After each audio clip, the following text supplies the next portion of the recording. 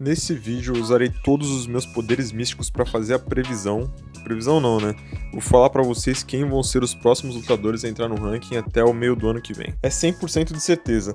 Todos os próximos lutadores vão ganhar as próximas lutas e vão concluir a profecia desse canal. Caso contrário, você pode voltar nesse vídeo aqui, deixar 3 comentários me xingando, se inscrever, ativar o sininho, deixar o like. E é isso aí, bora pro vídeo.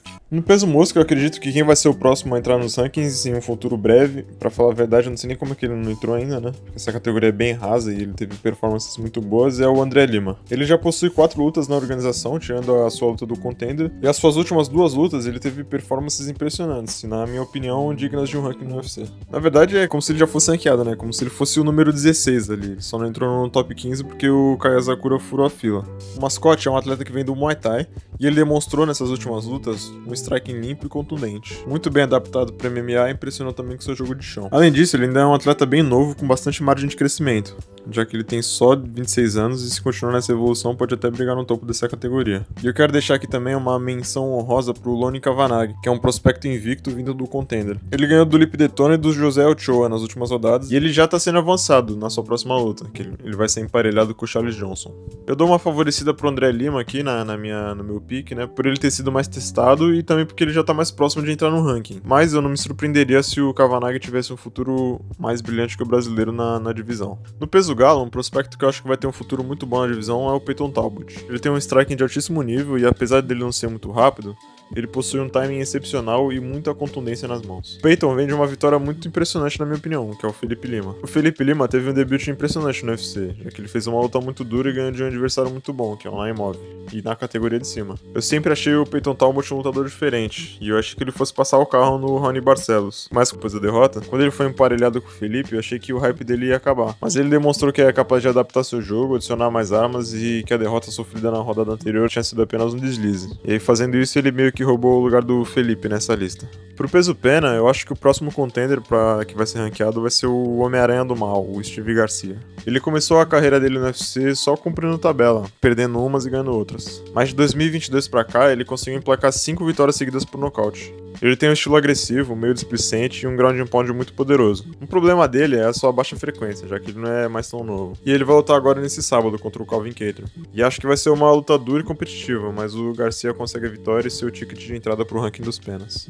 No peso leve não tem muito mistério, né? Não tinha como ser outro lutador sem ser o Ruff. O Ruff, apesar de ter apenas 3 lutas na organização, ele é o prospecto mais quente do UFC no momento. E eu acho que não é nem só pelo estilo de luta que ele vai ter uma ascensão rápida. Já que Dana White tá impressionado com ele, eu tenho certeza que ele vai ter casamentos favoráveis para sua subida.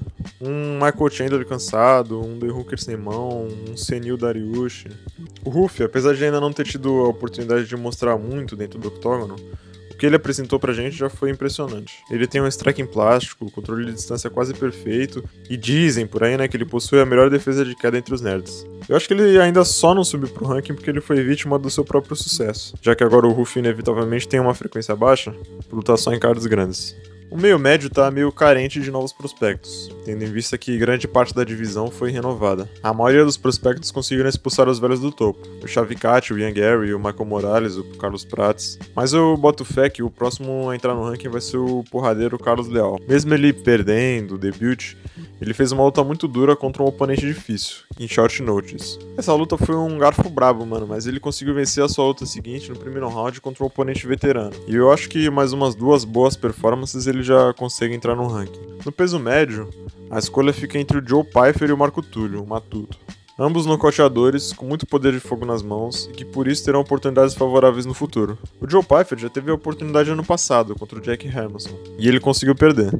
Mas como o cara é americano, o UFC tá precisando de lutadores locais, e ele é um favorito dos fãs que tem mais poder de aquisição, ele teve outra oportunidade contra o aposentado em atividade Kelvin Gastelum. Apesar de ter ganhado, eu não fiquei muito impressionado com a performance dele, mas eu só não gosto do cara também, né? Mas eu sinto que ele vai acabar peidando na farofa de novo numa oportunidade dessas aí que ele receber. Talvez não agora, talvez não amanhã, mas algum dia. E além do fato de ser pacheco pra caralho, eu acho que o Matuto tem potencial para ir mais longe que o Pyfer. Ele tem um jiu-jitsu muito bom, um kickboxing contundente no meu estilo shootbox, e se ele tiver uma performance boa contra o Michel Pereira, pulmãozinho de Marlboro, no dia 23 de agosto, ele já deve ganhar um casamento para entrar no top 15. O meio pesado, que já foi uma divisão de prestígio, com o Rei Soberano, a casa do melhor de todos os tempos, depois do striker mais violento do UFC, Hoje é cenário de terra arrasada, praticamente. E assim, é sintomático. Sempre que a divisão perde um campeão dominante, e no caso dessa ainda pior, né, já que o Jon Jones era o campeão mais dominante e longínquo de todas as categorias, a categoria passa por um processo de adaptação. Cinturão passando de mão com frequência, lutadores veteranos se aposentando e poucos prospectos no geral. E assim, o top 5 até tava interessante, com Poatan, o Iri, o Ankalaev, mas aí daí pra baixo a situação já começa a ficar meio esquisita.